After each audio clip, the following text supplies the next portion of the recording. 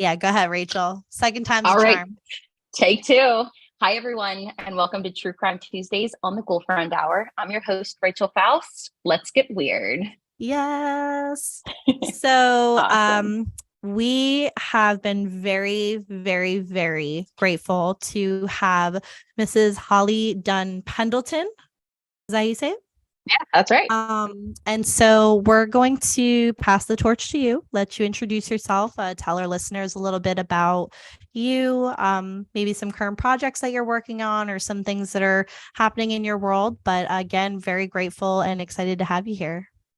Thank you. Well, hello everyone. It is good to be here. I am if you're looking for me on anything social wise, I'm Holly K. Dunn. That's just because I've kept my maiden name for all my professional stuff. But so basically I am Holly Dunn and I am originally from Indiana, went to the University of Kentucky for school, graduated from the University of Kentucky, and have come back home to Indiana to be my favorite job that I do right now is being a mom. So I am a mom to two really cool boys who are growing up faster than I could ever want them to. But I'm as a that is, thief. yeah, but they are my most fun thing that I do right now. And then I'm also the co-founder of an advocacy center here in Evansville, Indiana, called Holly's House, which serves as an interview location for victims of intimate crimes, and they teach a program to prevent intimate crimes from happening. And they support victims and their families. And then I've also written a book. I like to say that I'm an author, I guess. You It are just an author Here because it your book is. is 10 out of 10. it is. Yes, it's still hard for me to call myself an author. That it doesn't, I don't know. I mean, I had help writing it too. So, I mean, I wasn't the only person that wrote it, but I had help. But that the book has been such a gift and getting my story out to more people, because I know my story is impactful. I know that this one day of this story that it's very, people want to know about it, but then I think what is the real story is my life and how I've been able to get to where I am today, right? So I Yeah. mean, that's that's me in a nutshell, right? Yeah, absolutely.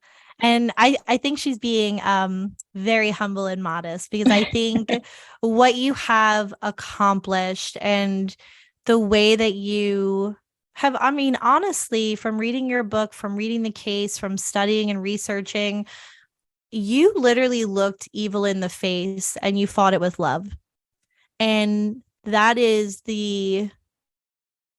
I mean, probably one of the strongest, bravest things that I can ever say that I have, witnessed, watching videos and just hearing you talk about things, it's very empowering.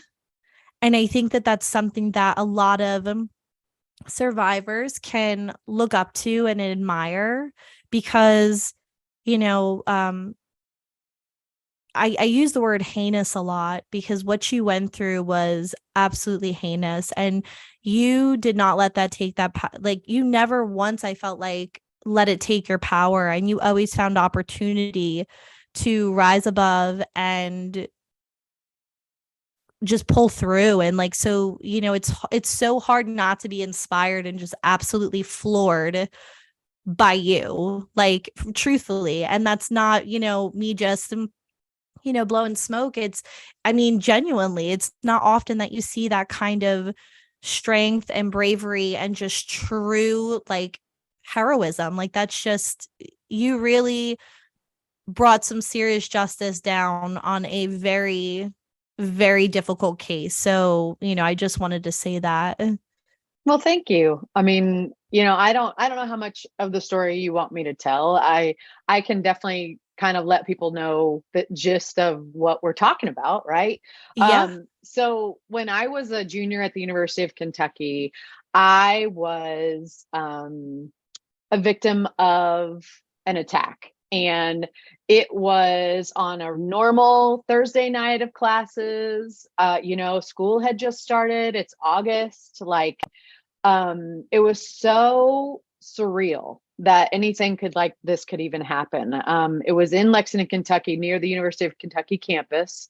And a man attacked my boyfriend and I, and he ended up tying us up and gagging us. Truly, when I talk about it, he asked us, the first thing he asked us for was money, and we thought he was robbing us. And it's that thought of, give him what he wants and he's going to let you go. And so, we're offering him our car and our ATM cards and everything we can think of. And when he's not accepting any of our offers is when you kind of just go, what does this person want? And it cannot cross your mind. I promise you, for me, at least, did never cross my mind that this guy wanted to hurt us in any way, that he wanted to kill us, or that he wanted to, rape me. That never crossed my mind in these first moments of what happened. But he did end up tying us up and gagging us. And he ended up hitting Chris with that's my boyfriend that was with me that night. And he hit Chris with a 52-pound rock. And I remember him bringing the rock to hit Chris, and he could barely carry it. And that, he hit Chris once on his head, and he came over to me, and I remember saying to him, go turn Chris's head to the side so that he doesn't choke on his own blood. And, I don't know what made me think to say that. And it was because I was hearing basically the death rattle of Chris, because that's the sound that you make, as that's a death rattle. And so he actually went over to him, which he was only a couple feet from me, right? But he went over to him, and he came back to me and said, he's gone. Don't worry about him anymore. And so then he climbed on top of me, and I knew he was going to rape me. And so this is when I was like, I'm going to fight you. I'm going to do what I can. Get off of me. Right. So I start to kick him, and I'm trying to knee him, and I'm trying to bite him. I mean, I'm trying to hurt. I couldn't figure out how to hurt him. Right. And then he stabs me in my neck. He had some sort of weapon, like a knife or a ice pick, something. It was something sharp. And he stabbed me in my neck, and he said, look how easily I could kill you. And he didn't put it in very far, but it was enough for me to know that it was there. Right. But I wasn't feeling any pain. I mean, I didn't feel that happening. I didn't feel any pain.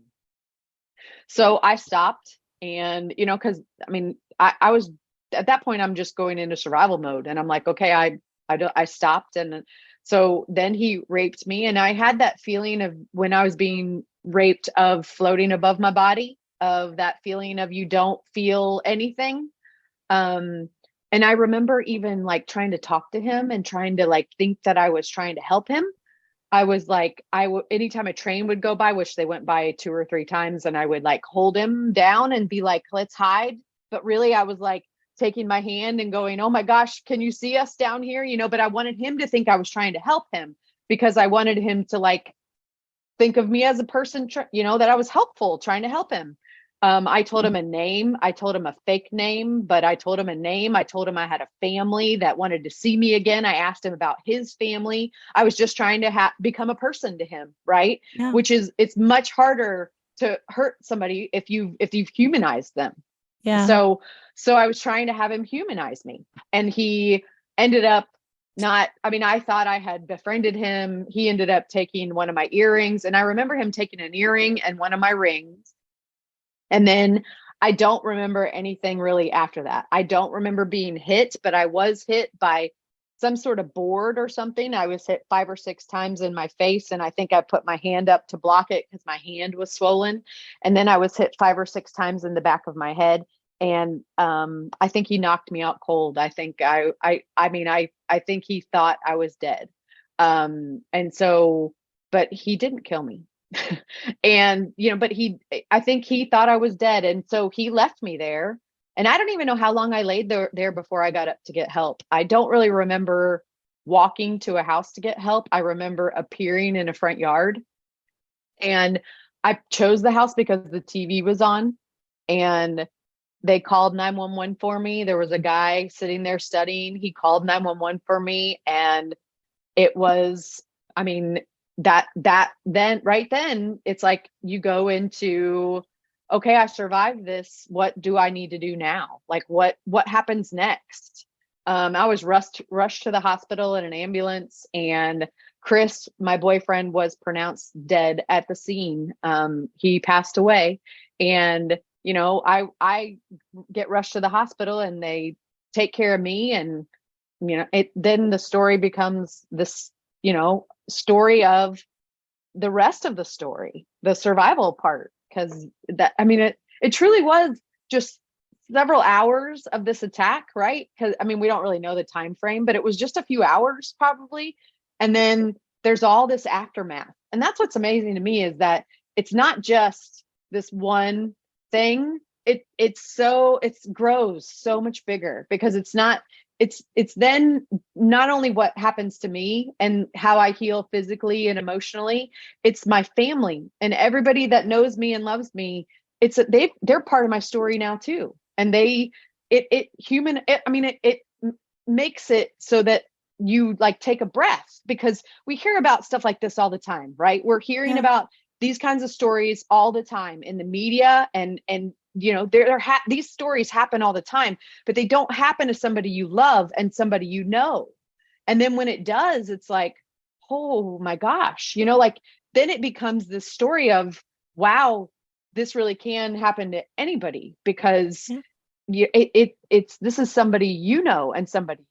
So, it's just amazing how much it's grown, not only since this day, but like even my support system. I tell everybody, anytime I go speak, I say, you are now part of my support system, because I tell you my story and you can't get out of it. So now you ladies are in my support system, and everybody watching is in my support system, and you can't get out of it, because it's been so healing for me to tell my story and to talk like this, and that's why I can do that today, is because I've told this story hundreds of times, maybe thousands of times, right? And so it has lost its power over me.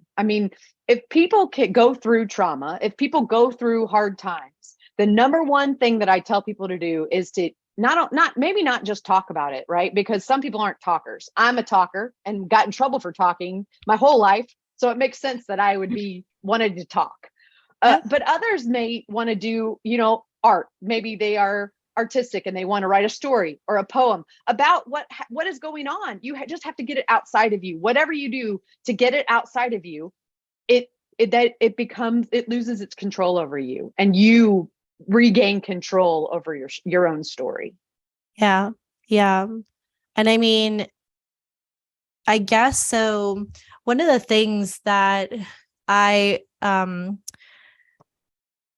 that you were very like brilliant and smart, kind of touching upon the attack, because I remember hearing and then also reading where you talked about all the strategic ways that you were going to memorize every inch of him, and how you just knew in your bones, like, I'm going to get justice. And you were determined, and you were like, I'm not giving any kind of power to this person, and I'm taking it back, and we're going to make an example of him, kind of thing. And so I thought that was incredible, because and correct me if I'm wrong, obviously, because this was your experience, but you kind of had started that process like literally during the attack, and then started, advocacy, and started kind of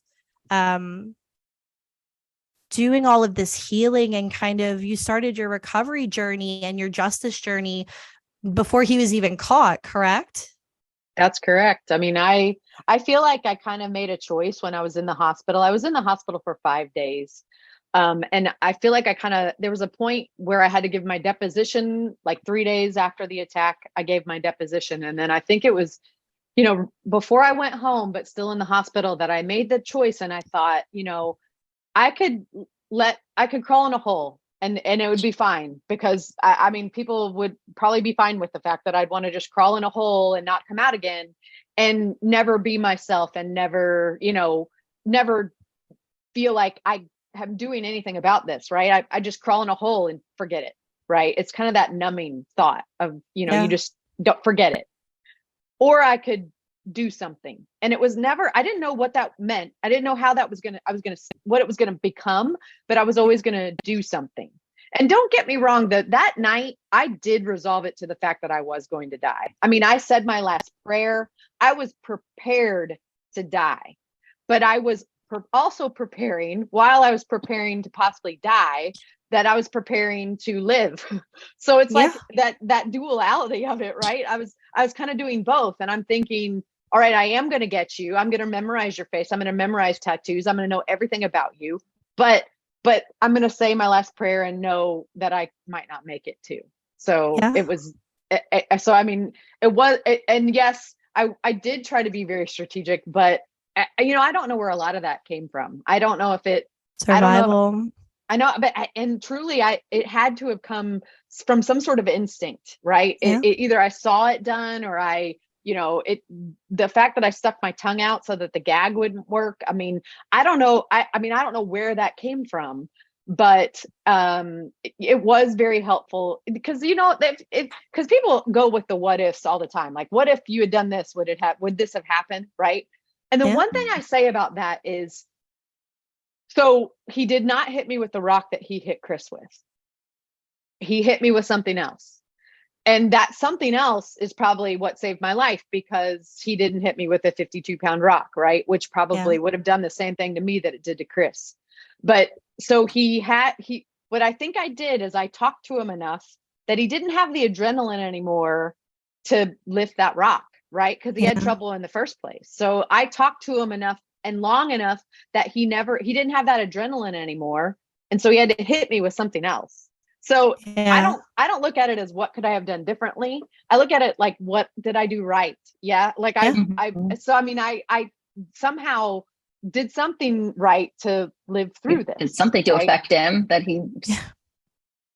Yeah. Because, I mean, like I said, just listening to I think it was when I first initially saw your case, it was on I think it was A&E's I Survived.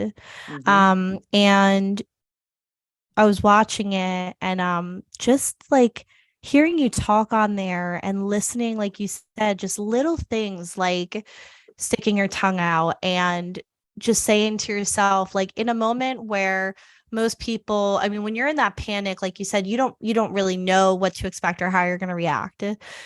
And to think that you were kind of just so insistent, and so, even though you were prepared to die, you were like, I'm still going to take steps to fight for my life. And just the ingenuity to try whatever you could to fight your way out of this situation. I just thought, I was like, wow, that really is brilliant, because to retain some kind of composure, even in a moment where the shock is kicking in, the adrenaline, you're badly hurt, and there's all this stuff going on where people normally can't clear their head enough to make these kind of decisions.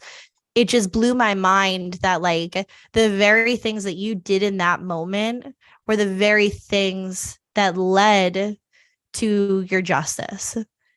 And that it just blew my mind. Like, I was just like, it's incredible. So, I mean, I was severely impressed, and it just, like I said, just super inspirational, super empowering.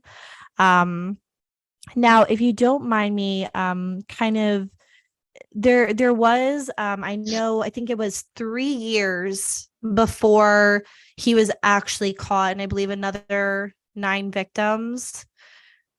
We only know from what he's actually been charged with. There's only 2 people before Chris and I that we know about. But there could be others. So it's not saying that's just what he's charged with. They ran away from home and were riding the train with him, and I've got everybody's name in a PowerPoint somewhere, but they were the first victims of Resendiz. And then it was Chris and I and these are just what he's been charged with. And then there were, let's see, I think there was 15 total. So there was 4 of us. There was at least 11 more after us that he killed. And so I'm out of 15 people that he killed, I'm the only one that lived. So that's profound. And but clearly, I'm not sure if you're religious, but at least in my own faith, what I believe is that, there's a reason very clearly now that you can see that you survived and that you're here, and you brought justice to so many families, to so many people who didn't have a chance to have a voice. And that in itself is, again, profound. Like there's no words. And the closure that I'm sure that you brought for those families, you survived for a reason. Like you were divinely made, you were created perfect because, you were meant to survive this and become a warrior. And that's exactly what you're doing. And you're still giving a voice to people who need it. And that's beautiful. Well, thank you. Yeah. Yeah. Like I just, I'm not trying to sound like I'm, over here, like, oh, like blowing your head up, but it's true. Like, and it's how I truly feel, because like I said, not many people can go through something like this and flip it around and not become a statistic, to trauma and depression and, suicide. And because those rates are so high in trauma survivors, and it's sad. And truly, I have had a lot of bad days. Don't get me wrong that it's been a perfect healing process, because it has not. I've had a lot of hard days. I've had a lot of, needing to talk to people, needing to have therapy later on. I've needed help, because the healing journey is lifelong, right? And so it's always going to manifest itself somehow, right? And I just have to roll. I learned to roll with it. I learned to roll with it, and to, you take it as it comes, and you deal with it as it comes. And but I know that I will be surviving for the rest of my life, that it's not, this is a title that I have forever. And I have to make the best of it, or you'd want to cry. So I'm just I'm making the best of it. It truly, there was a lot because your mind's amazing. First of all, I dealt with Chris dying, with myself almost dying. And then the last thing I dealt with was being raped. I went through, like a rape crisis center to get help because I didn't even really consider it like anything, because I could very easily say that this was a man that hurt me, and this was a terrible, horrible experience over here, and then this is an intimate, loving experience over here. So it's very easy to like separate the two, but you do still have to deal with the sexual assault itself, right? And so I needed help to do that. And so, I've and in different stages of what I've had to deal with, I've needed different kinds of help. A support group for me was huge at the Rape Crisis Center. I needed peers to tell me, stop using humor as a defense mechanism. It's not working, and it won't work forever. So stop doing it. And I've always tried. I've always been a little strangely funny my whole life. You can find some humor in things that you should never find humor in. I've always been that way. And so that was normal for me. It wasn't that I didn't feel like I was using it as a defense, but I kind of was, because I didn't want people walking on eggshells with me. I wanted people to act normal with me, and they didn't. So when you weren't acting normal with me, I had to make a joke, because I can't handle everybody being all weird and being strange. So, and if you can laugh together, then maybe you won't be so strange. And so I definitely was using it as a defense, and it still serves me, but I just had to heal first before it could really serve me well. So yes. Well, we certainly love people that understand dark humor in trauma, because it's the only way we get through, I swear. And I love that you brought that up, because it's so true. Like it's me and one of my best friends, we always joke, like we'll say, like we'll make like a sick joke to each other, and people will be looking at us like, are you all right? And we're like they don't you don't get understand. it. Yeah. They're like, you just, it's the way that you get by. Sarcasm and dark humor is our love language. So I think that's a great point. And one of the things that I kind of wanted to, kind of before we get into those 3 years before, like, I think it was the trial and everything, I had a question that kind of popped into my head, because I know that I had expressed to you that I myself, as a survivor of sexual assault, one of the biggest things that I found in, I would say it's a journey, not a destination, but my recovery journey was, I didn't realize how much I hadn't unpacked or healed from until I had my daughter. And being that you have two boys, did you find that when you had, your first son, some emotions come up, some, I guess, fear of him growing up? And like, did you have any of those kinds of feelings kind of, I guess, bleed through, and you start to find yourself, maybe there were some things that you hadn't unpacked yet, or worries that you hadn't expected? Like, what was that like? Having your children and now having this kind of experience, because I felt like, and again, this is just, it kind of came into my head because of personal experience, but I didn't realize just how much healing and, unpacking I had to do until I had my own child. And I started to kind of teach her about the world. And I was like, yikes, I didn't think that I would have these fears and trust issues, and I have a lot to work on. So I just was curious if that was something that you had ever run into, or an obstacle you had ever faced. Well, I think definitely. I mean, I went through infertility to have my kids. I spent 7 years through fertility treatments to even have them. And so I think in that 7 years of like not being able to have children, I probably went through more, just because it almost destroyed me. I mean, Yeah. luckily, I think that this horrible thing happened to me when I was in college, because some other really terrible things have happened in my life, and hard things to get through. But I could go back to like the good, the like positive coping skills that I learned through this one event to like get through these other hard times. And I think that has prepared me for this other hard stuff that I've gone through.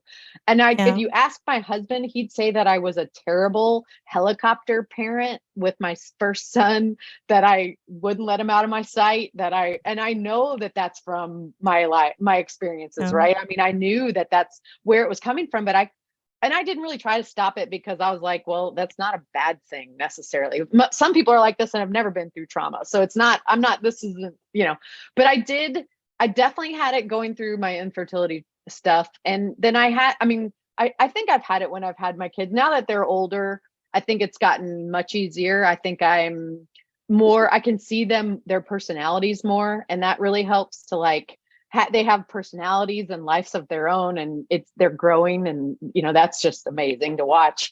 But even like, my older son, he's 11 now, and I mean, some of his friends have read my book.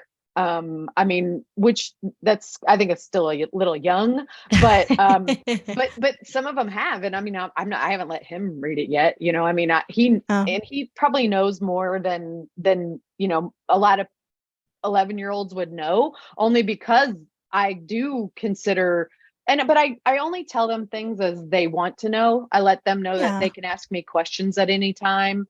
And so I only tell them what they want to know. They'll find out a lot without me ever telling them to. So, they know that mommy's face is on a book, and they don't maybe really know why. I mean, I know my 7-year-old doesn't really know. Oh, but that's amazing though. And I feel like I'm glad that at least their friends are eager to kind of educate themselves and learn a little bit, so 11 years old, that's pretty impressive. Mm-hmm. So I wanted to kind of touch upon, I feel like it's, I think it was 3 years, correct me if I'm wrong, between your attack and when they finally kind of had identified him and said, hey, this is the suspect. And kind of, I know he evaded prosecution for a little bit by claiming insanity. And I know that I guess where I'm curious is that time in between, your attack and when he was caught. What was that time period like for you? I slept with a butcher knife beside my bed. I was Rightfully scared. so. Yeah, scared to death. I mean, my name had never been released, so it's not like I was afraid that he was going to come and get me, but I was afraid he was going to come and get me. Okay. I felt like he knew who I was. It didn't matter that he didn't know my name. And there was a time, and I still hadn't released my name, but there was a time when he was supposedly, I was living in Lexington still at the time. And there was a time when he was supposedly spotted in Louisville, like, cause there was a manhunt, right? FBI's 10 most wanted list. Yeah. Like he was Mhm. wanted, right?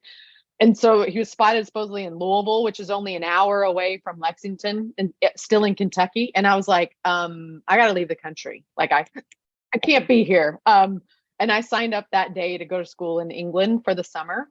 Because Wow. I just I couldn't even be here. The police had told me, don't pay a whole lot of attention to the news. You just try to stay calm and don't like let this, because I'm sure that I could see how that could get somebody into like a frenzy, right? I mean, Yeah. you can't help but like read it all and like get Well, all and that's what the media is good at. I mean, if we're being honest, Mhm. the media is really, I hope I don't get heat for this, but I feel like, just speaking truthfully, they really are only there to stir up emotion. Like, I feel like 90, okay, I'll say like 85% of like what you see in the media is fabricated, it's exaggerated, it's blown up, it's this, everything is catastrophic and the world is ending. And, so yeah, I mean, that's the only reason that they're really there, is to evoke emotion. So I could see how that could be really problematic, especially, in your Yeah. timeline and what just happened. I even had like a lawyer handle all my media phone calls because I wouldn't talk to the media at first. But what I got really pissed off about was when the media would get the story wrong and Yeah. they'd publish the wrong story. And then I'd be like so pissed because they got the story wrong. And I'm like, what is going on? And mad. And then I realized, you're the only one who knows the story. So if you don't tell them, they're going to print the wrong thing. Yeah. So I started to learn that, I mean, in the very beginning, I started to learn that I could kind of use the media how I wanted to, that I could only tell them what I wanted, and that I could, I just started to know that they didn't control me, I controlled them. Yeah. And so, You go, girl. That's right. but I mean, luckily I did that on my own because there's nobody to tell you to do that. I mean, I knew that I needed help to handle all the phone calls because I couldn't do that, but I didn't know that, how much they were going to hound me, even though my name had never been released, and nobody was supposed to really know who I was. And the media attention in the past, now it's actually pretty good, and I appreciate the media very much. But in the past, it was really hard, and it was hard to go through, and it evoked emotions in me of just anger and like terrible, like feeling terrible. So yeah, at the time it was good to go to England for school too, just to get away from the media. Yeah. And now, so I guess that also brings up the question of, kind of after the attack, do you feel that like you had, I got to figure out how to use this because I don't like the V word. I'm very against the V word. So do you feel like you had good resources available to you as an attack survivor? Um, because I feel like because this was during the 80s, 90s, Late 90s, 90, late 90s. 97 is when the attack happened. Yeah. Okay, because I kept seeing things come across in the 80s and I was like, no, I'm pretty sure it was late 90s. I wanted to make sure I was correct on that. Yeah, he had a rap sheet that went back to the 80s. So, but it Maybe was that's why. mostly burglary, like robbing places, that kind of thing. But yeah, he had a rap sheet back to the 80s. So that's probably what you were seeing. Okay. So being that it was the 90s still, I feel like things were still handled so differently. I mean, do you feel like after this had happened to you that the resources available were sufficient? Did you find any flaws in, I guess, the help that you received? Or, because I'm sure that, like you said, like the media was overwhelming, confusing, and learning how to kind of navigate this new world, this new chapter, what kind of resources were initially offered to you? And like,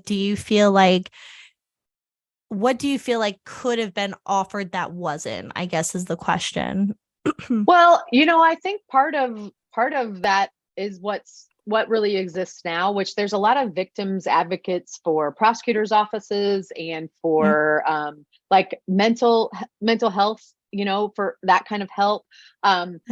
There was a victims advocate for the prosecutor's office, I remember, but their main purpose was to make sure that I got compensated for my medical expenses. That was their only purpose. They just wanted to make sure I got some money for my medical expenses. And I was, that wasn't what I really needed. What I did when this happened is that I seeked out any book I could find that was written by a survivor, because first it was hard for me because stranger rape and stranger stuff that happens is such the small percentage of rapes that happen, right? The tiny percentage, right?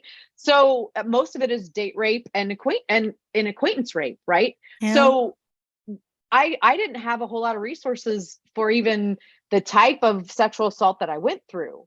So I don't even remember. I think I had to go to the library. I don't remember how I made this. The good old Dewey Decimal System. I mean, actually, I think Google didn't. I don't even know if Google existed yet. It might have been I was doing a Yahoo search. I think I was probably doing a Yahoo search.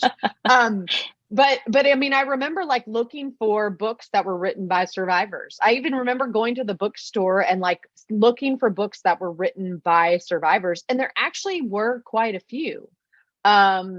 And I remember one in particular, her name was Alice Sebold, and I don't even know if she's still around, but she wrote a book called Lucky.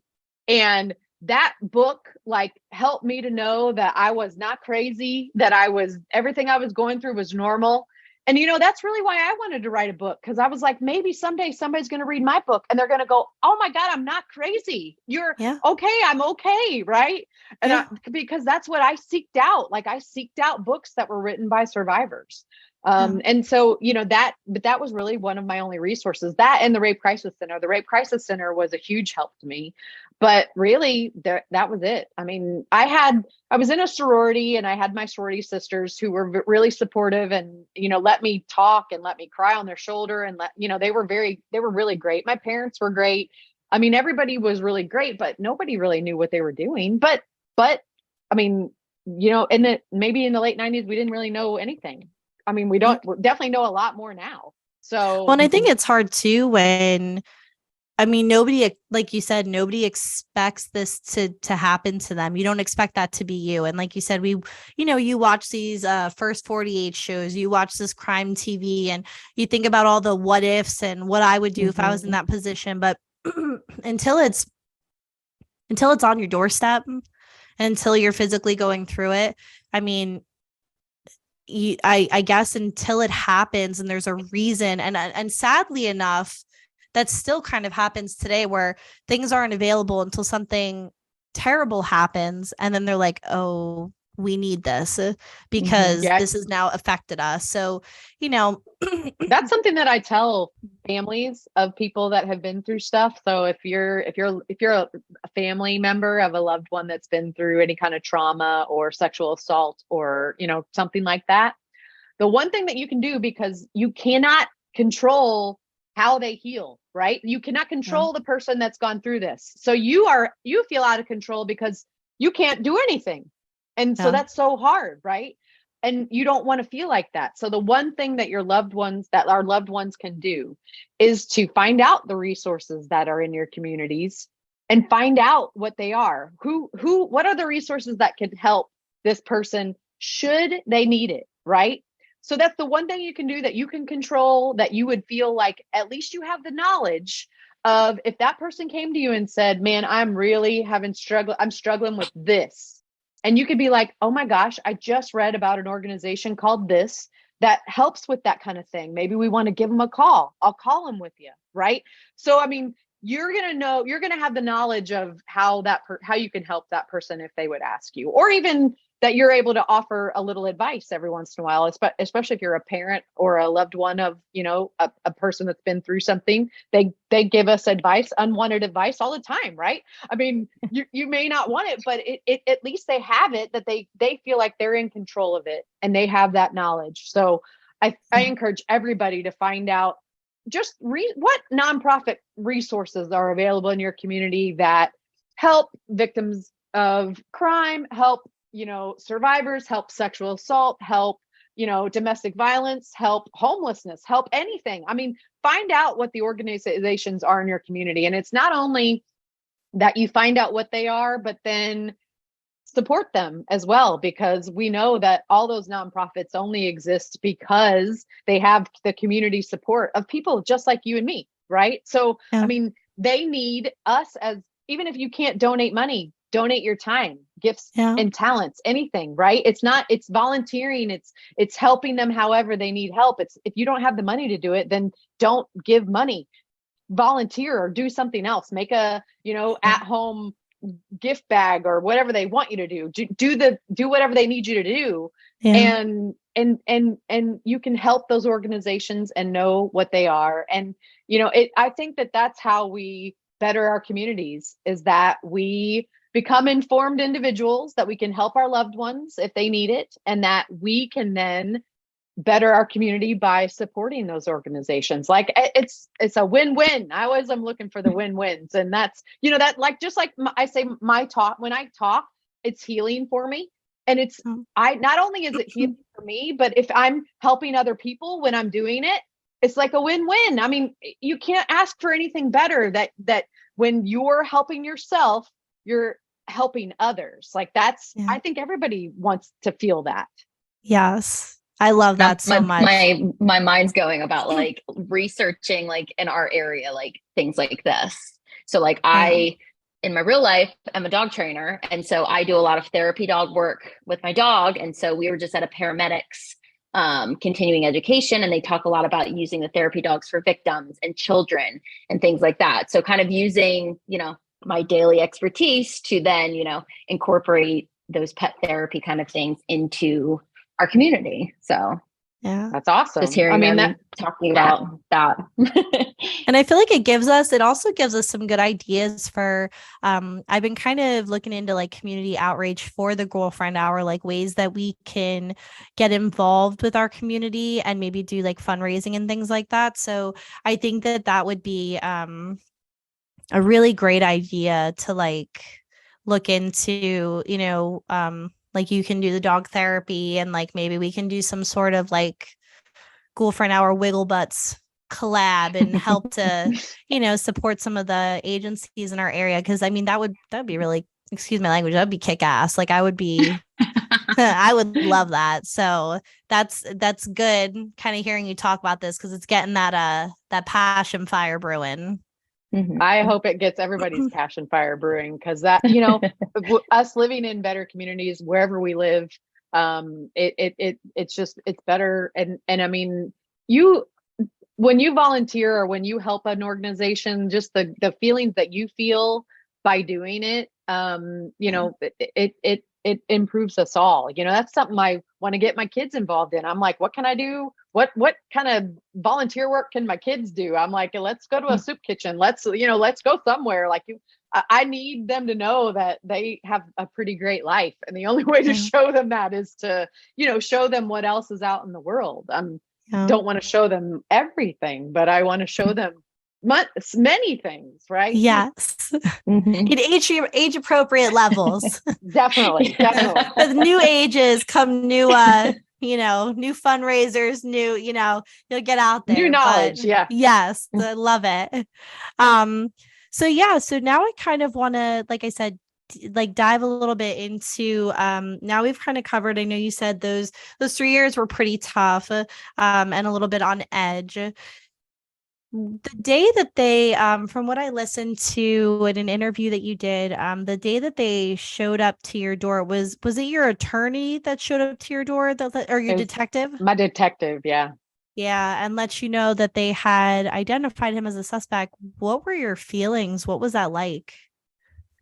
It was very surreal. I just couldn't believe that he was, because first of all, I couldn't believe he was at my house, and I had that kind of relationship with him where he knew my humor, and he gave it right back to me, and that was wonderful because I needed that, right, to feel Yeah. comfortable.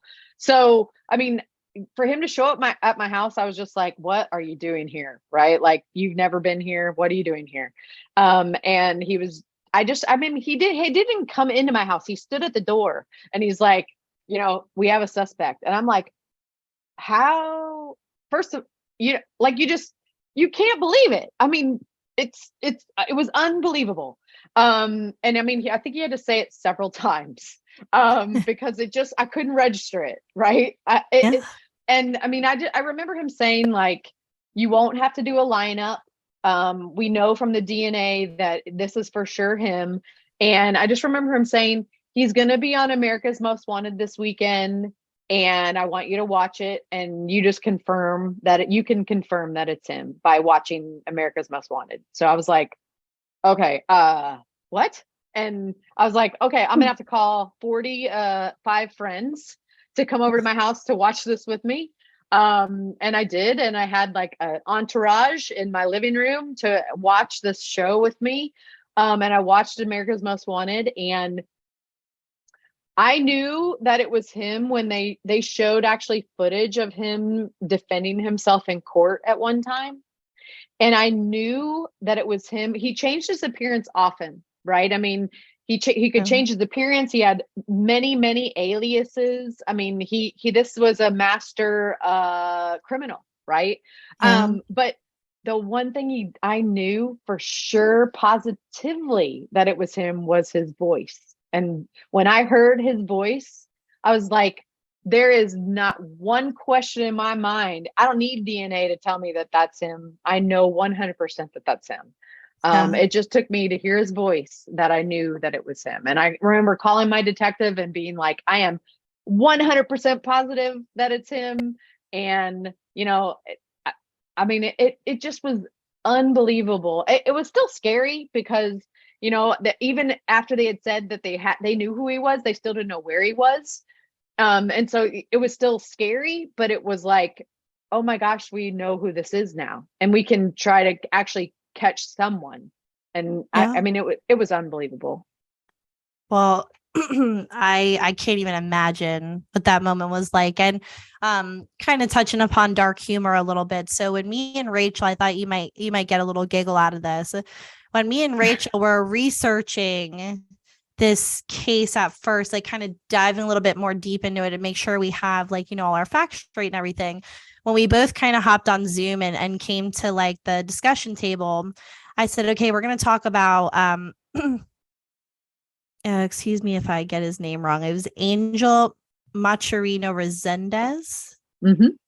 And I so like I said he went that, by so many names. Yeah, and then Rachel did. goes, no, that's not his name. It's da da da da da. And I was like, no, that's not his name. She goes, is it this name? And I was like, no, that's not his name either. And we kept like going, and we did not realize how often, until we kind of started like really researching, I was like, this is insanity. Like how long he kind of kept, and it's not funny, but it was like we were just kind of giggling because we were like, we both came to the table, thought we had the same person, and that's when we figured out that like he had It like is. Yeah. He just 20 had all these something names.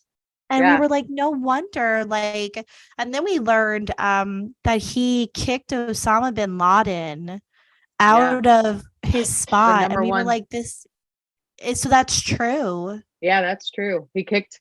He was number one on the FBI's 10 most wanted list, and he beat Osama bin Laden. He became number two when he became number one. Wild. I remember when you were telling me about that, I was like, I don't believe that. And we actually looked at it on one of those websites. And I was like, I think it was his sketch too.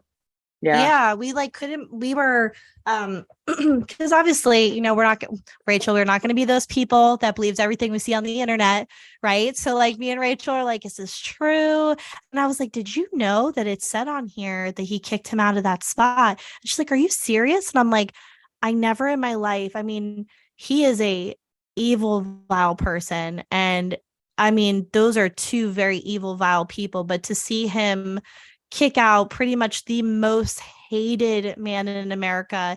Just I like to kind it was only for a brief moment. Only for a brief moment. So I mean, don't Yeah, I mean, don't hype him up like that. No, I don't mean to like hype him up, but it just was like, it just, the reason I like to say it is because like it just truly paints the picture that like that's just how dark and just putrid I this person is. And it just was like I just never thought, I guess just because you do try and believe that there's good in everybody.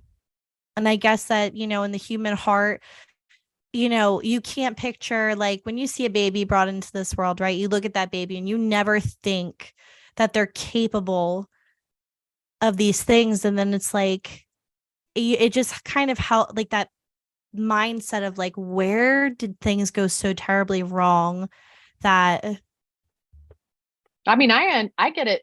Like his mother testified during the trial that she dropped him on his head when she was a baby, when he was a baby, and that like she tried. I mean, she tried to rationalize, which I get. I mean, I get that now. Being a mother of boys, like I mean, I get why she was trying to rationalize why her son was like this, right? I mean, I get it, but I mean, it didn't work. But you know, I get why she was trying to do that. Like it's, I mean, you do try to be like, I can't, something, it has to be something that I did to like make him this way, you know? I mean, we carry all their burdens. I think from, you know, all three of us have children, and it's like, you know, anytime your kid starts to go a little left and they start to act out a little bit, you're like, all right, what am I doing wrong? How do we fix this? So I feel like we had touched upon this in other podcasts with true crime, because we were like trying to figure out, it's just impossible trying to figure out why these people do the things that they do. And it's just hard because we touched upon how parents must feel when they find out that, you know, their son, daughter, niece, nephew, you name it, you know, is a serial killer, a school shooter, you know, you name it, the list goes on. It's like you internalize that and you're like, it must have been something I did. And like, you never want to believe that like you failed as a parent. And like, so we always say like, we can't imagine, you know, what that's like, but kind of moving on a little bit. So the trial, when that came, I know that they kind of had said that they were holding you last because the impact that you were going to make. I never really heard about like a what do they call that? It's like, I guess a statement, like your victim impact statement. I couldn't think of the word. I'm sorry. Did you ever have like, can you describe, I guess we'll start with like, can you kind of talk about the trial a little bit, what that was like? And then did you ever have that moment where you were able to kind of have an impact statement? Because I know that there was, I don't want to like give too much away because I want you to say it's probably my favorite part in the whole trial.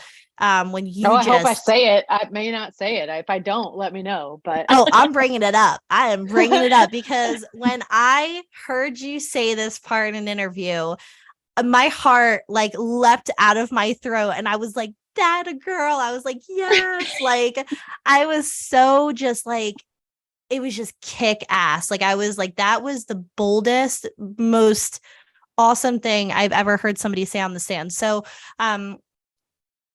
I kind of want to hear, but besides that, was there like an impact statement moment where you had like a chance to like talk direct dialogue to him is more so my question. So starting with like the trial, then kind of going into the impact statement.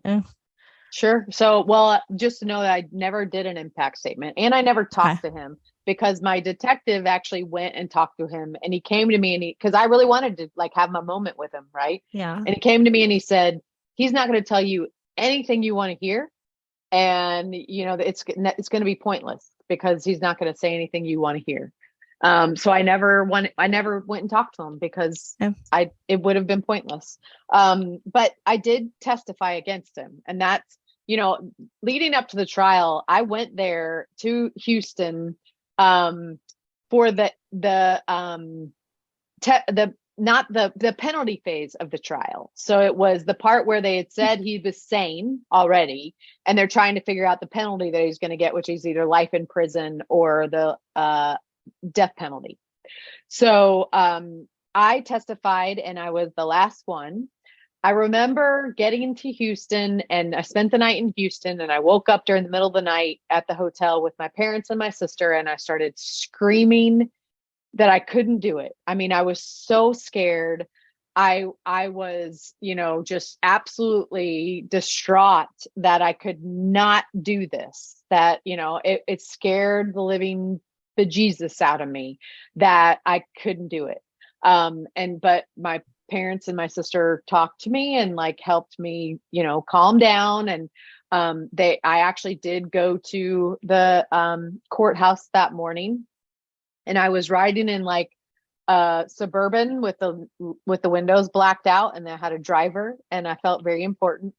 But they took us into a back door, and we, just went out the back door, in a back door, and I never saw the media because there were no cameras allowed in the courtroom. So Okay. I never encountered the media. I went in and out of the door that only the sequestered jury had used. They were like, I'm sure the jury was like, who is this girl using the door that we use? Like, why is she here? Right. Like, who is she?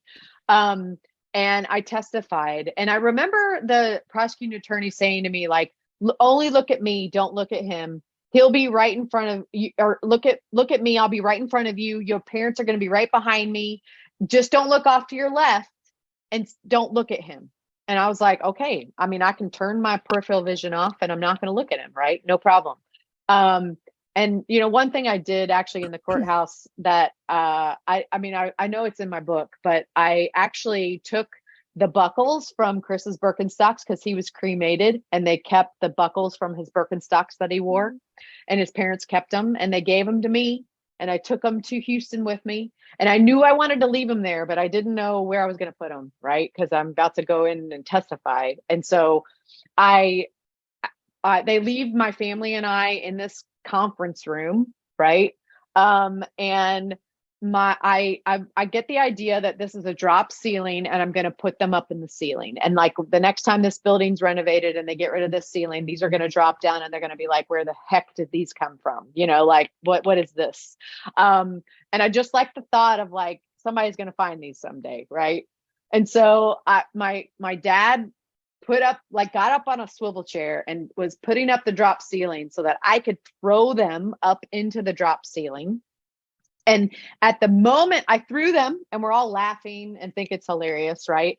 And I throw them, and then my dad puts the drop ceiling back down, almost falls out of the chair, and somebody he literally sits down and somebody walks in to get me. And so like I was, we're like looking at it was a bailiff that came in to get me, and we're like looking at him like, did he just see something that he shouldn't have seen? Like what, like we probably looked like we had done something completely wrong. And, but I left those Birkenstocks, those metal buckles up in that ceiling. But then I go and I testify, and it was really hard. But I did just look at my prosecuting attorney. I remember I started crying from the moment like she asked me what I had done that weekend, because I had just graduated from college and I was proud of that. And I had said, the first question she asked me is, what'd you do last weekend? And I said, I graduated from college. And I think I started bawling after that. But I was really proud of the fact that I had graduated, because he really tried to stop me. And I mean, he tried to end my life, really. So, I mean, I was proud of anything that I was proud of just being there. Right. But so that was the moment, by the way. Oh, That was yeah. the moment. That was like when I read that, and it said, you said he asked you a very or she asked you a very unordinary question. She said, "What did you do yesterday?" And you said, "I graduated." And I was like, just that simple statement, like, you did not tear me down, you did not stop me from accomplishing what I came here to do, and I still continued on, I persevered, and I was like, hell yeah. Like, I was like, that was just so like impactful. Like, I was like, that was, you did say it. But Okay, I good. just loved that. It got me so excited, and just like it just was perfect. But I cried through my whole testimony. And I mean, I kept answering questions with you're not allowed to do that when you're giving a deposition like that, or when you're being everything you say is being written down, right? You got to have a transcript of the trial. So they would say to me constantly, they were saying to me, could you say yes or no? Could you say yes or no? Could you say yes or no? And I'm like, yeah, I can. I mean, like, they probably felt terrible because I was bawling, crying anyway. But they did, I testify and I say everything and I'm done. And they say, and I didn't even realize that they actually said this because I had never been in a courtroom before. So, I mean, I thought I'd only seen it on shows and in television, or maybe in movies, right? But they say, is the person that attacked you in the courtroom today? And they actually do say that. And I knew it was his trial, so I was like, yeah, he's here. Like, what do you want, man? I know, and I still wasn't looking at him, right? And they said, could you please tell us what he's wearing? And I'm like, oh shit, like, I gotta look at him, right? Like, and so I look at him.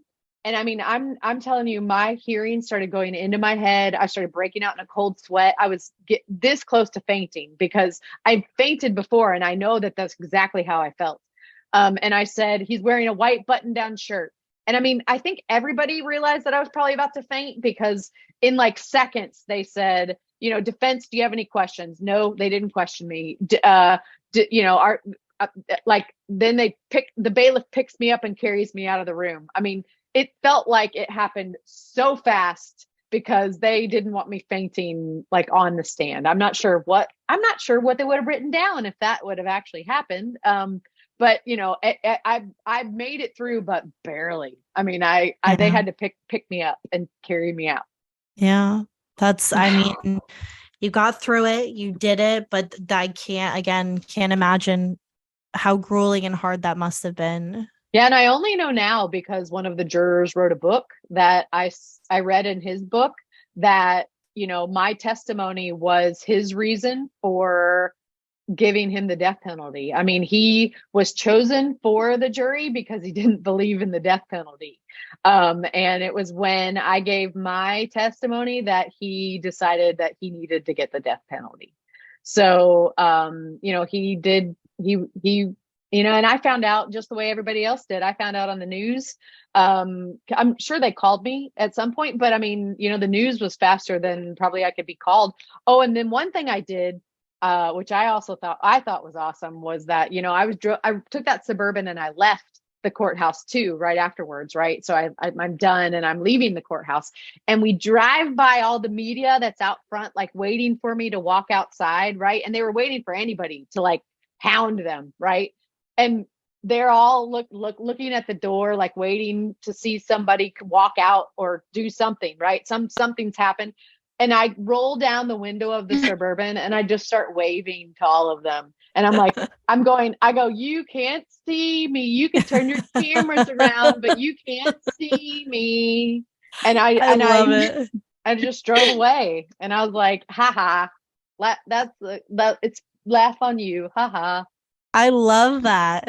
I love your spirit about it too. Like, I love it. So kind of getting into your healing journey now. So, he's given the death penalty.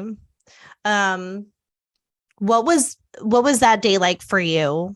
And then we'll kind of get into, your healing journey and what kind of transpired with Holly's house and all of these great things that you have blossomed from this terrible event. So the death penalty, when that day finally came, what do you remember your emotions? Do you remember? I remember a lot about it, only because I had at that point started developing Holly's House, which is the advocacy center that I helped establish. And so I had already started the process of starting that. He was executed on, I think it's June 26, 2006 was when he was executed. And on that day, like I was in Washington, D.C. getting an award for greatest public service to a community. It was the Jacqueline Kennedy Onassis Award, and I was getting this award in Washington, D.C. And I remember putting out a statement, and I thought I was so cool because I was like, I know what I know. I can just put out a statement, and that's all I got to say. And so I put out a statement that said, I am glad that Resendiz is not going to be in the world anymore, and it will be a weight off my shoulders when he's not. I said, but I'm not focusing on that because I am focusing on the fact that I'm winning this award and that I am developing an advocacy center, and I am focusing on the good that's come from this. He represents all the bad, and this represents the good, and I'm focusing on that. So I was able to put out a statement, and that's all that I had to do. And it was nice because everybody just took that statement and took my words, and I didn't really get hounded. I was like, oh, this is so amazing. I got to write statements all the time. I was like, this is how you should do this. So I have a simple question for you. Do you have a necklace that says badass on it? Because if you don't, the Girlfriend Hour might have to get you one. An honorary badass necklace. But I have to look at somewhere here in this office. I have a candle that says something. Oh, it says, "You're awesome. Keep that shit up." Yes. Yes. Holly, you need to come on. You need to be an honorary girlfriend member because I love the vibe that you're putting out. I'm digging this energy. Okay. All right. I could do that. We're going to get you a little, a little nameplate for your desk. It just says, "Hello, I'm Holly. I'm a badass." I love it. But, I love that, that was your statement. It's bold, it's sassy, and it says, "I'm here to change the world," and I'm so for it. Well, and it really says that I was there to focus on the good that was coming from this, because there is so much good that has come from this terrible day. It is this advocacy center that I helped to open that's now been open for 15 years. That's unbelievable. Wow. This year was the 15th year of it being opened, right? And it's called Holly's House, like it's named after me, right? And it's this amazing nonprofit that is thriving in our community and so needed. And then, all these support, the support system that I have, all these people that are now part of that, follow me, that want me to do well, that wish me the best. And those people don't realize how much they help me to keep going on, right? Because if I don't have bad days as often anymore, right? They don't come as often. But if I do have those days, I go back and I look at my support system and all the people that want the best for me. And it's I can keep going on. I can keep doing what I'm doing because I have all these people that support me and do, just are so fantastic. And it has just been unbelievable, the people that have not only supported this organization that I helped found, and then have bought my book and given such praises to my book, which that a book is like a baby. I mean, a book truly is, especially with such an intimate story of because that's my life story. I mean it goes up to almost to today, right? I mean, it's maybe 6 years ago, right, when I wrote it, but still it pretty goes relevant. Up to that day, right? I mean, it talks about the whole healing that's happened up until that day that it was published, right? And so that's my baby, that's my life. And if you talk, and I've learned that if anybody does say anything bad, I maybe just won't read it, and I don't focus on it. I'm only focusing on the good part, but the amount of good that has come from it is unbelievable. And that's that is what I love to focus on. That is, what everyone does. I mean, I don't even think people realize how much they like hold me up and support me all the time. I love that. I mean, I almost have somebody I know at almost every speaking engagement I do, like that I have a sorority sister or a friend or, somebody that I know. And even I'm going to speak in West Virginia in a couple of weeks. And I already had somebody that I knew that lived in Evansville that contacted me that said, I'm going to be there. I just wanted you to know I was going to be there. And I'm like, of course you are, because somebody I know is always at every time I speak. Like it's unbelievable. The web, the network of my supporters and people that, want to see me do well.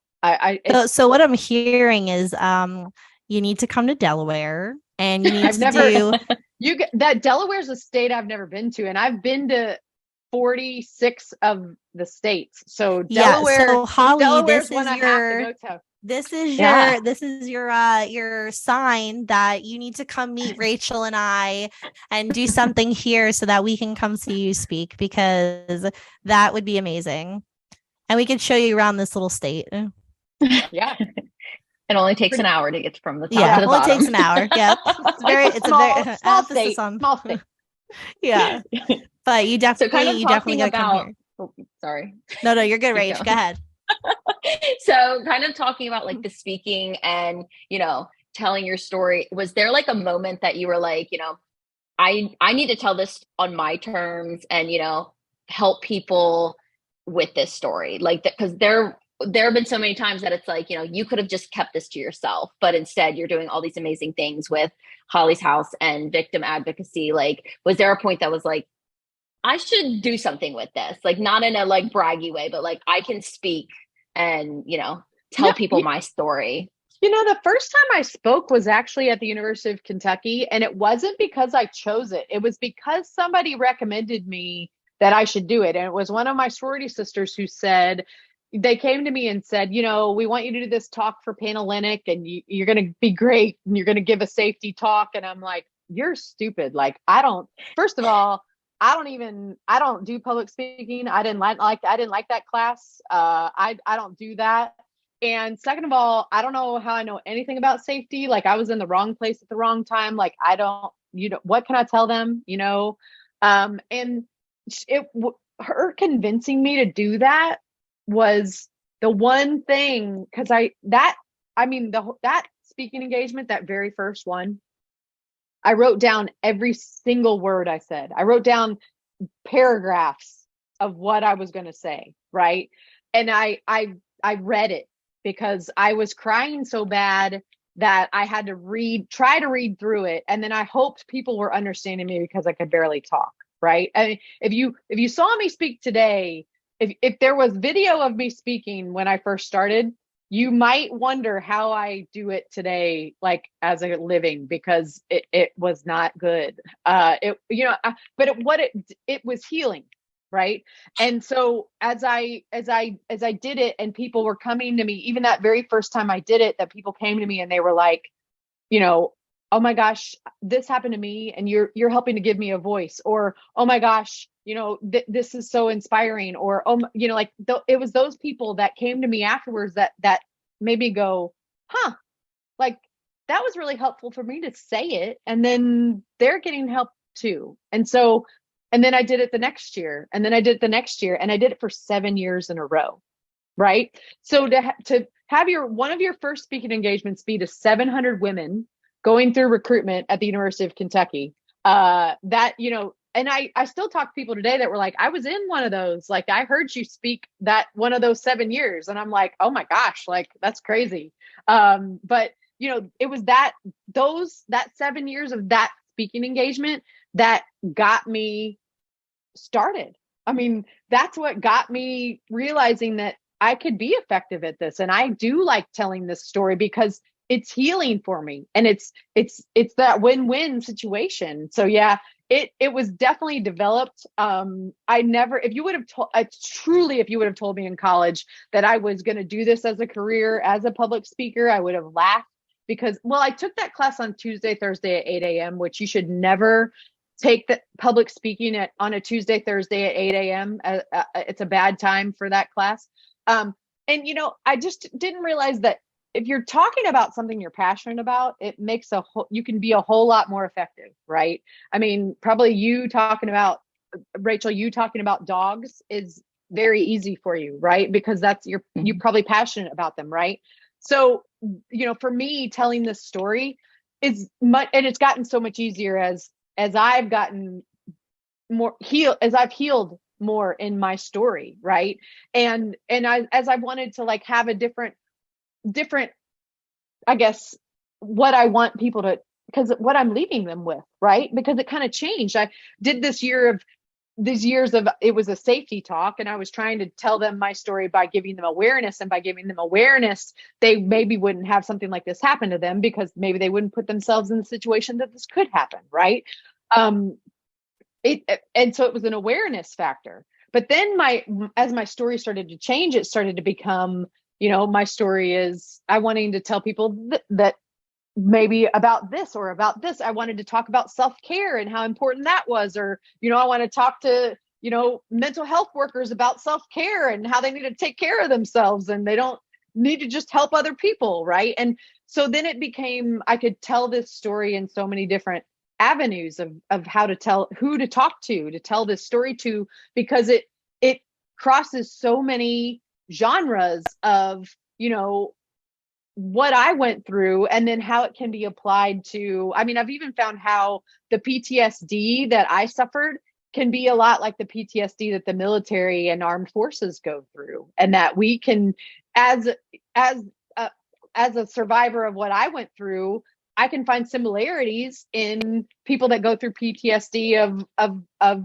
you know, that have been in the military.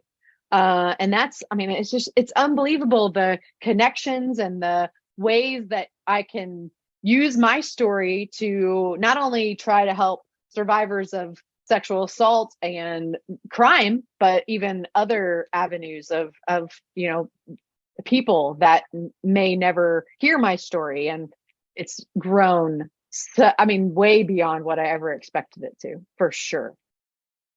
And we're glad that it did, because it's helping a lot of people. I mean, it's awesome. I can't say that enough. It's just exciting because it's something that's truly needed, because I mean, it happens a lot more than I would like to see or admit. But again, knowing your resources, you are a resource, making, you know, these people feel validated and seen and heard, and giving them, you know, I think survivors, like, just speaking from, you know, my own personal opinion, the biggest thing with survivors is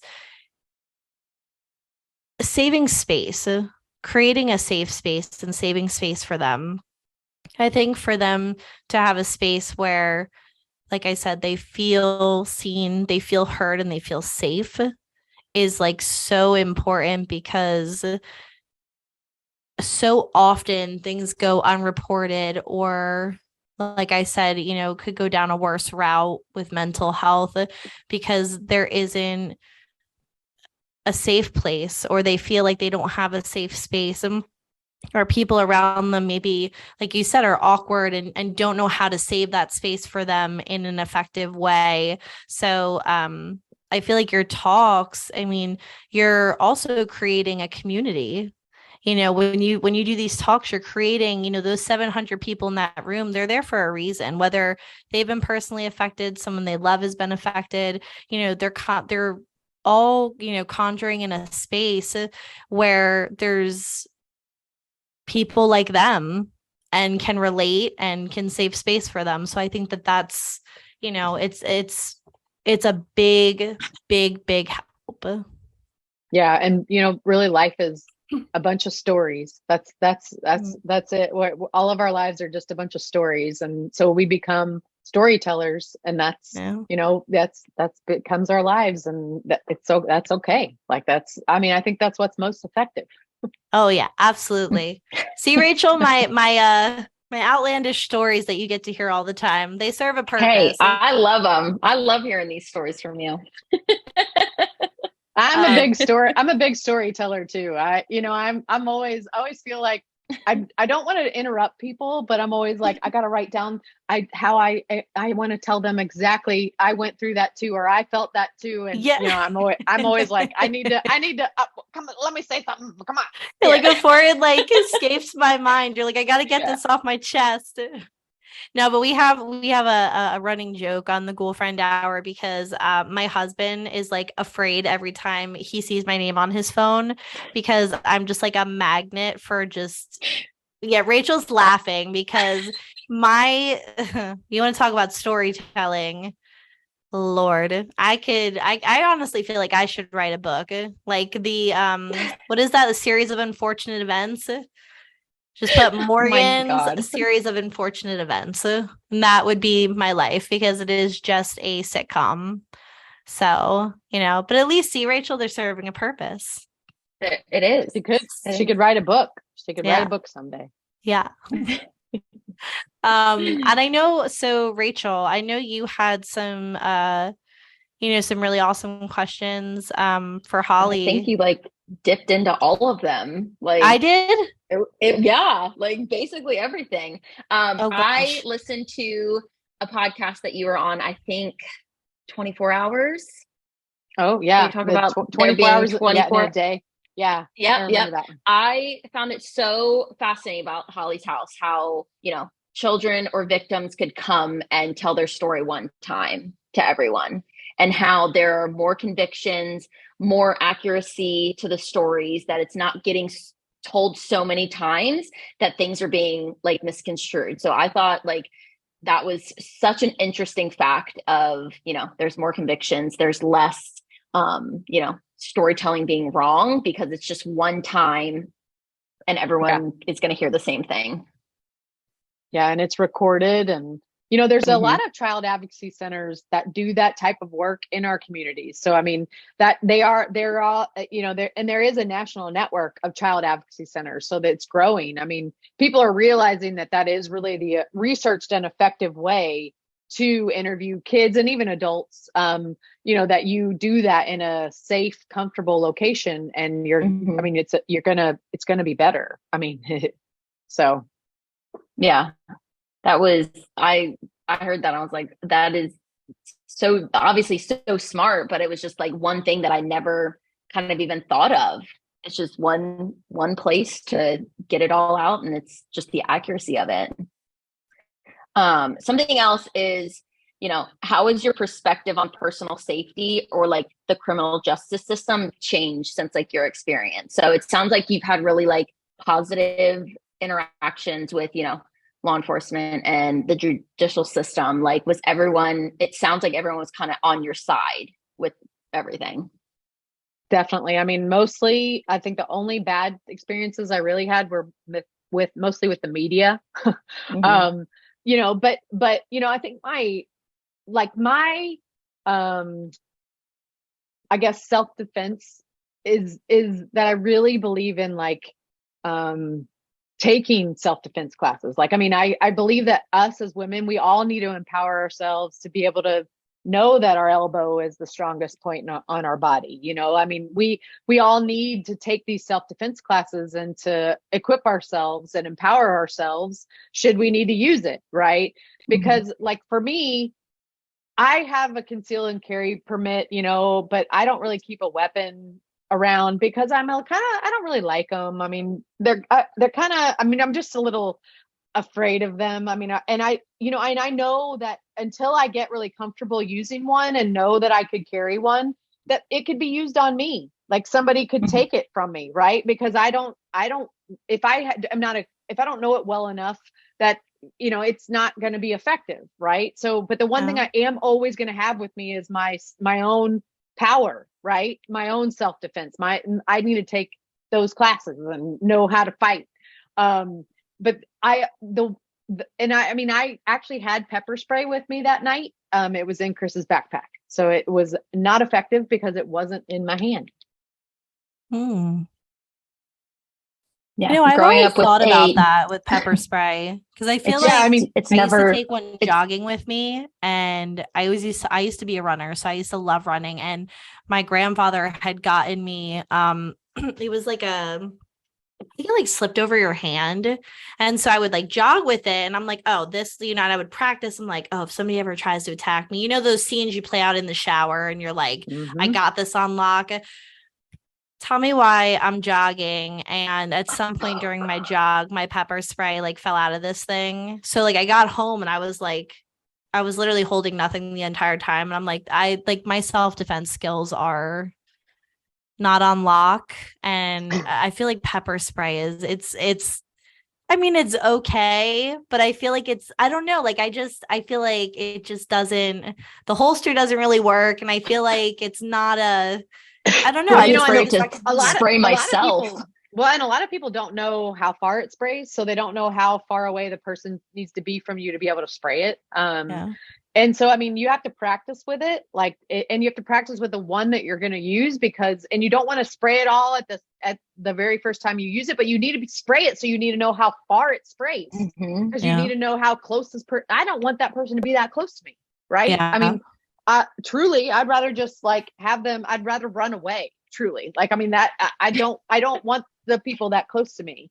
Yeah. So yeah, I mean, but people just have to choose the self-defense that makes the most sense to them. For some people it is going to be a firearm, or it is going to be a butcher knife beside their bed, whatever it is. Whatever you feel, whatever you need to help yourself feel safer is a good thing. But I want people to also be equipped to fight if they need to. And I mean, I feel like I had that opportunity during my attack and I didn't know how to do it.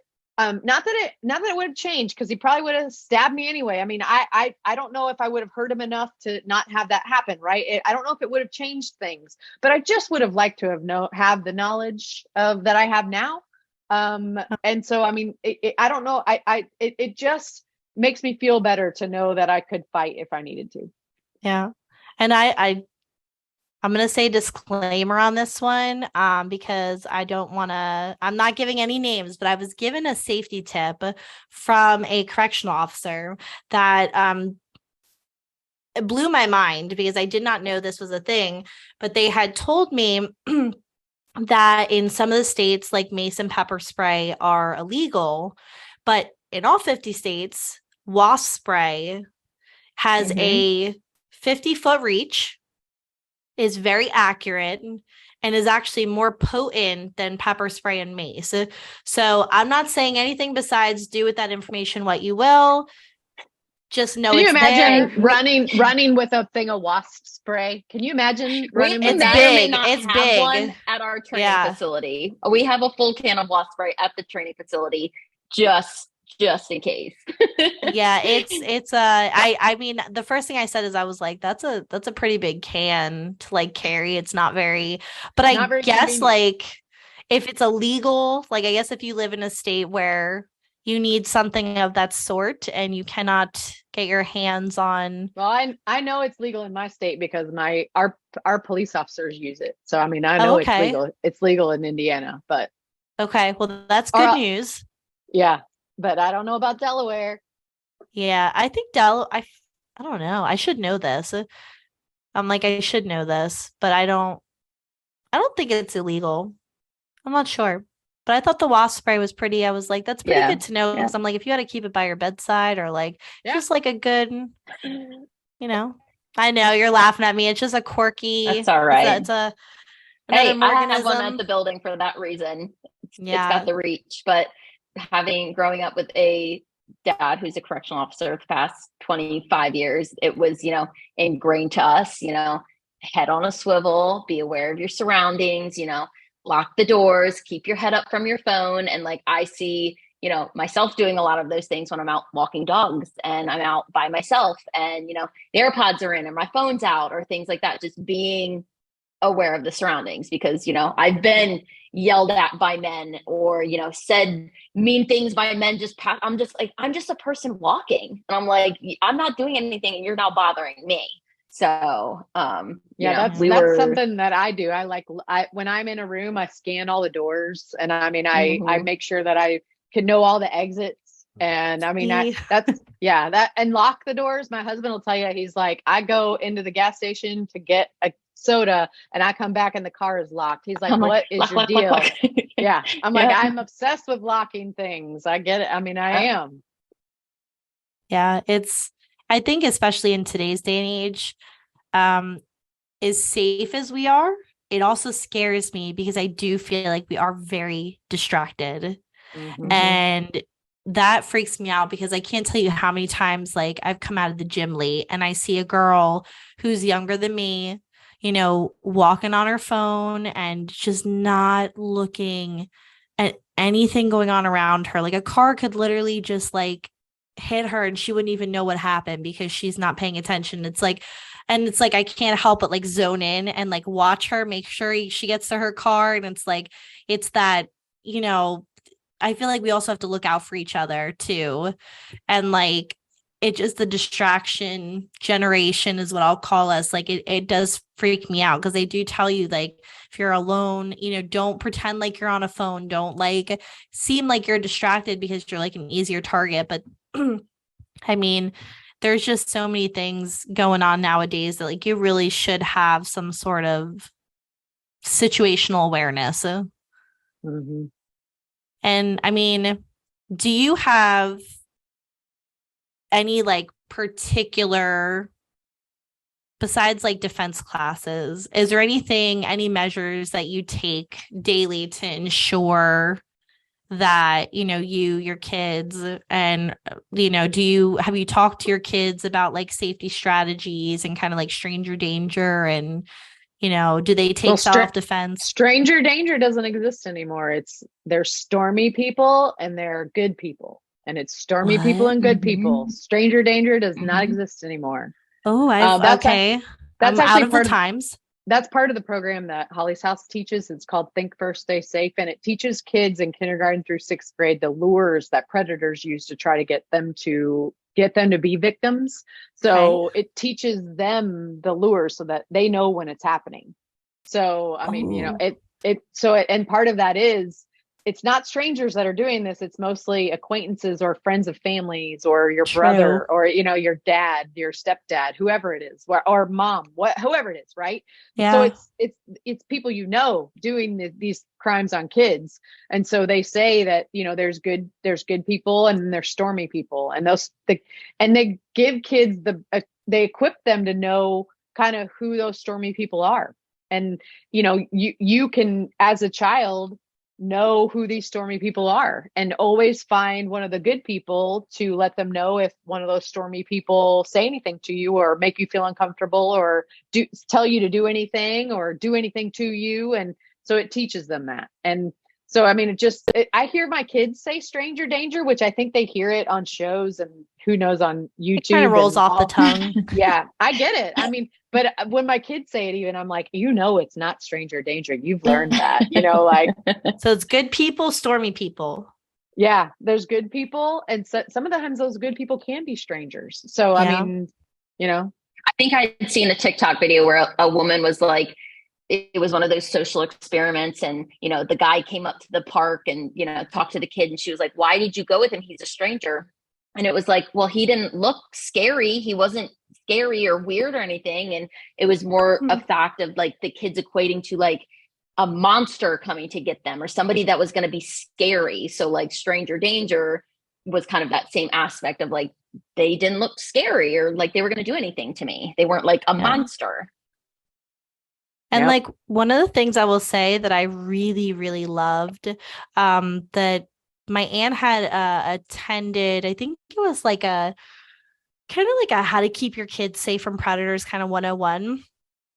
And one of the things they started teaching, especially as a sexual assault survivor, is not forcing physical touch, which I think us like 90s, 80s kids, like we were always taught, like, you give your uncle a hug, you give your aunt a hug, and like you be respectful. And like that equated to like, just because they're family, that like you have to hug them, you have to kiss them. And that people don't realize that opens a lot of doors for bad situations. Yeah, that's definitely something that I do, that I definitely don't make them have any touch that they don't want. that's, even if they don't want to give a high five, you don't have to give a high five. Like, I mean, that is something that I do. Sorry, I'm having a little bit of choking fit. Well, thanks for muting yourself so we don't have to listen to it. Jeez. Oh my goodness. Yeah, my throat, I got some kind of funk going on. I don't know what's happening. But I did not want to cough violently in your faces virtually. We appreciate that. So since we're kind of coming to the end here, is there anything that you kind of want our listeners to know, or any kind of I know, Rachel, from looking at your list, kind of just some wisdom I think we had wanted to get from you, anything that you can, just advice that you can offer our listeners, any kind of, just remarks or anything that you want to share with us. Well, I think something that I like to really end with is that bad things happen and there is life after it does, that you can get through anything and that you won't know that you can until it happens to you. And then you can get through anything. That's, so often we think like these things happen and I don't know how I would get through that. Right. But it's not until you're in that situation that you find strength that you never knew was there. So just know that you probably have the strength in you to get through almost anything, and you can get through it. Awesome. I love that. And, one last question that I did have before we go is, kind of in Chris's honor, I know that he's special to you, and I know that you honor him and you do a lot to kind of do stuff in his memory. And I just kind of wanted to ask you, for people who have, I guess, advice for people who may have lost somebody to, crime or violence, or, where did forgiveness start for you?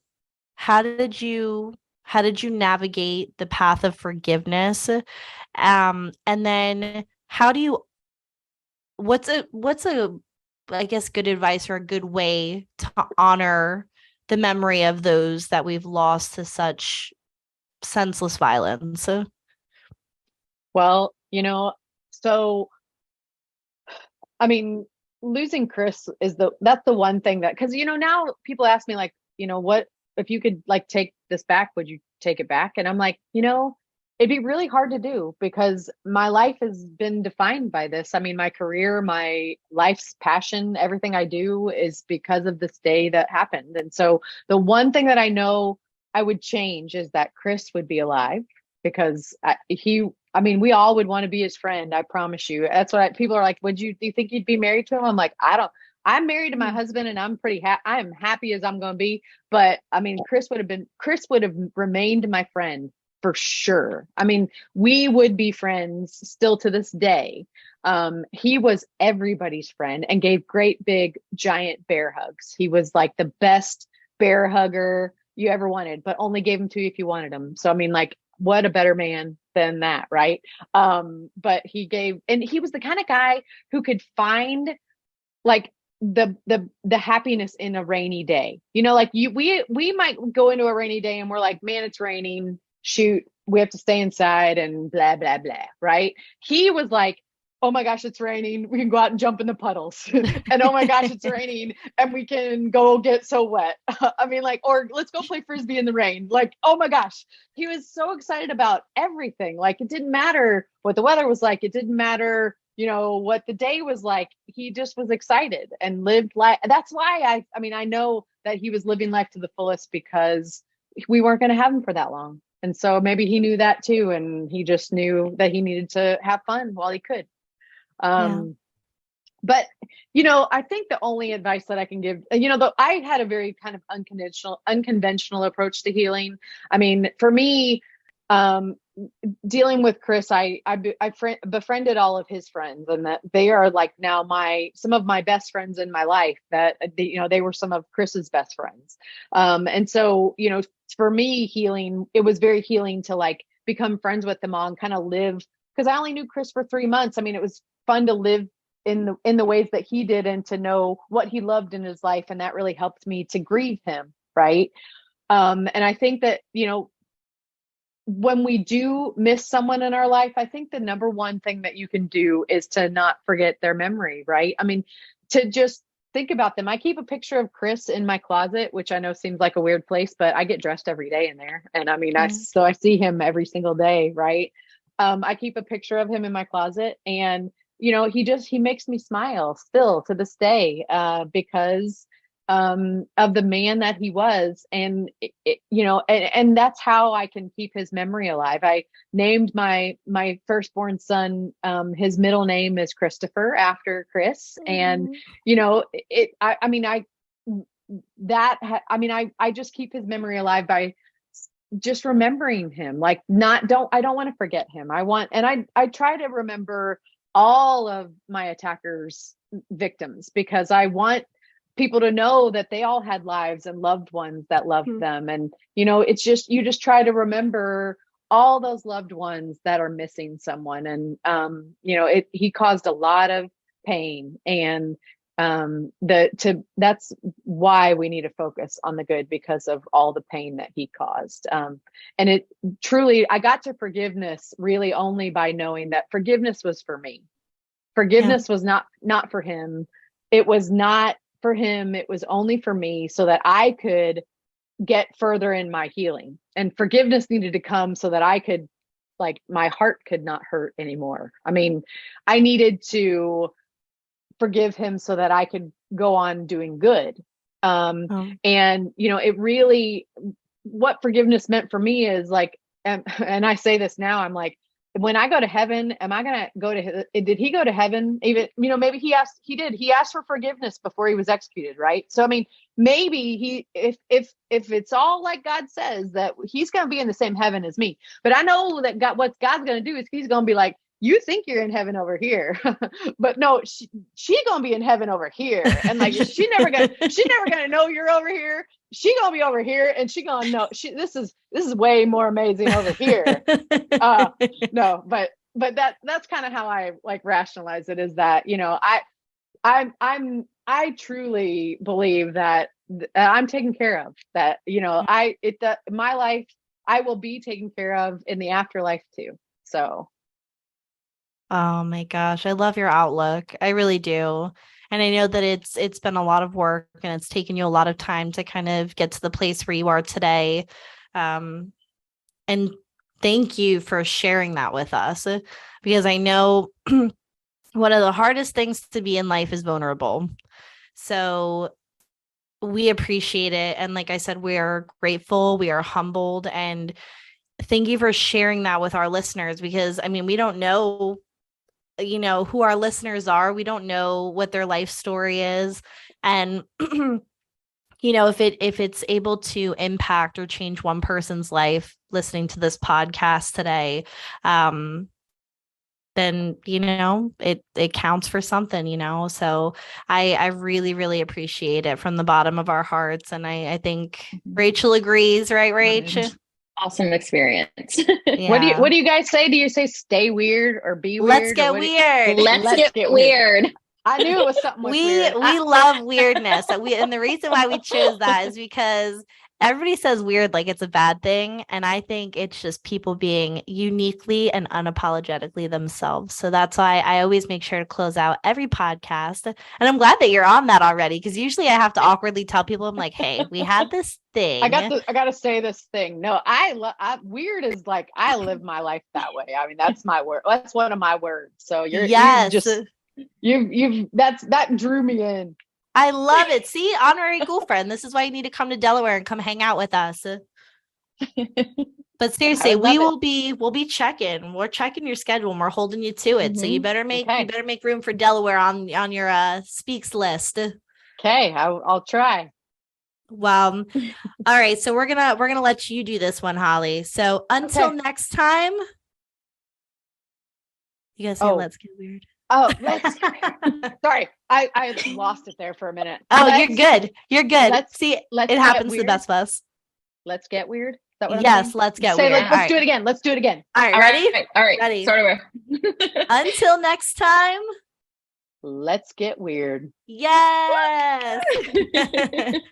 Well, thanks so much for hanging with us today. And we look forward to hopefully your future trip to Delaware. We're going to manifest that. Okay. Yes, do. Think of it. It's going to happen. Yes. Well, we hope that you have a great night, and we'll talk to you soon. Okay. Thanks. Bye. Bye.